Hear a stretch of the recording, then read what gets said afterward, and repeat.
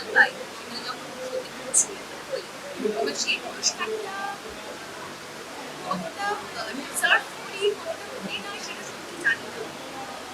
But লোকজন ভালোবেসে আমাদের পুরস্কৃত করে। এবার সেই জায়গা থেকে সত্যি আনন্দটা তো মানে দ্বিগুণ হয়ে যায়। তো এটা একটা আলাদা পাওয়া, মানে কাজ করতে যাই, কাজ করি, ভালোবাসি, কাজ করতে সেখান থেকে বাড়ি ফেরত আসি, আবার পরের দিন কাজ করতে যাই, কিন্তু তার মাঝখান থেকে যখন এই পুরস্কারগুলো পাই তখন সত্যিই ভালোবাসা, মানে আনন্দটা বেড়ে যায়। বলছি আরেকটা বিষয় নিয়ে কথা বলবো। এই সময় মন ভালো, মন খারাপের একটা অন্যতম বড় কারণ, এবং কি মানে তারপর পাল্টা স্টেটমেন্ট, সেটা বোধহয় আরো গাটারি। কি বলবে সেটা? মানে আমি সত্যি জানি না, হ্যাঁ কি বলবো, কারণ কলকাতা কলকাতা, পশ্চিমবঙ্গ, বাংলা, আমরা তো দুর্গা ঠাকুরের পুজো করি।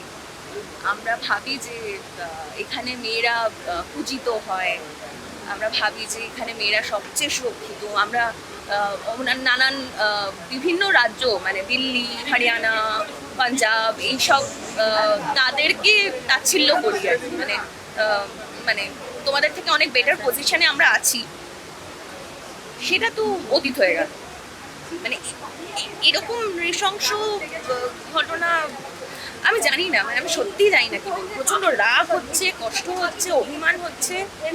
মানে দেখ, দুটো মানুষের যা গেল তা গেল, আমাদের কিচ্ছু গেল না, আমাদের সত্যি কিছু যাবে না। মানে আমরা আজকে দুঃখ প্রকাশ করব, ক্ষোভ প্রকাশ করব, 2 দিন করব, 5 দিন করব, কিন্তু মা বাবাটার কাছে তার মেয়েটা আর ফেরত আসবে না। কিন্তু এটাই কি হতে থাকবে? মানে আমরা কি প্রত্যেকটা মেয়ে এইভাবে এই ভয়েই কি মা বাবারা বুঝিয়ে থাকবে যে না তুমি যেও না, না তুমি ওই কাজটা করো না, না তুমি ডাক্তার হয়েও না, বিকজ ডাক্তার হতে গেলে তোমাকে রাত্রিবেলায় হসপিটালে থাকতে হবে, সেটা করতে পারবে না। তুমি অভিনেতা হয়েও না, অভিনেতা হতে গেলে তোমাকে রাত রাত শুটিং করতে হবে, তুমি রিপোর্টার হয়েও না, তুমি বিভিন্ন জায়গায় যেতে হবে, তুমি কিছু করো না। আমি কি হাত ফুটিয়ে বসে থাকবো? সেটাও তো পারবো না আমরা।